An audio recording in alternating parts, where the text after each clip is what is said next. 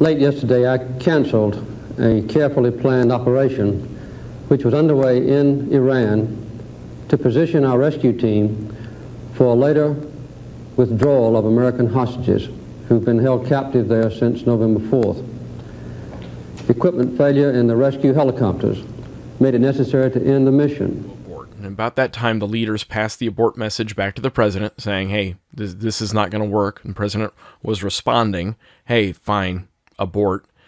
And right about then, a helicopter was repositioning behind a C-130 to get gas and browned itself out in the dust cloud of this sandy desert landing site and collided into the plane it was repositioning behind.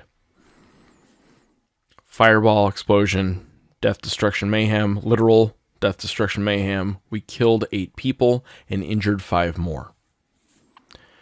Shitty night. The rescue force evacuated, leaving behind several damaged but more or less intact helicopters, along with the equipment in them, the secrets in them. The team all evacuated out on the C-130s, made it home, minus 8 casualties and 5 injured. And the rescue force assembled back at a staging base. They were kind of torn up in every sense. Some Brits at the staging base brought by a case of beer with, it had some marker scratched on it. It said, "From us all to you all for having the guts to try," which is kind of a famous saying now in the special ops world. The hostages remained in place for 444 total days. And they were released the day President Reagan took office.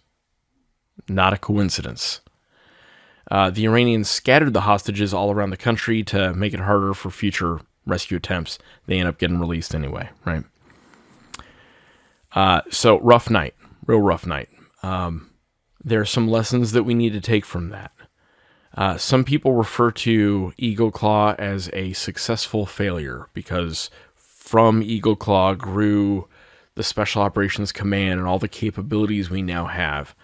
I hate that phrase. Successful failure is completely meaningless to me.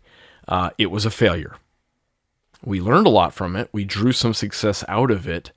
But we need to be honest. When we screw up, you need to say, hey, this was bad.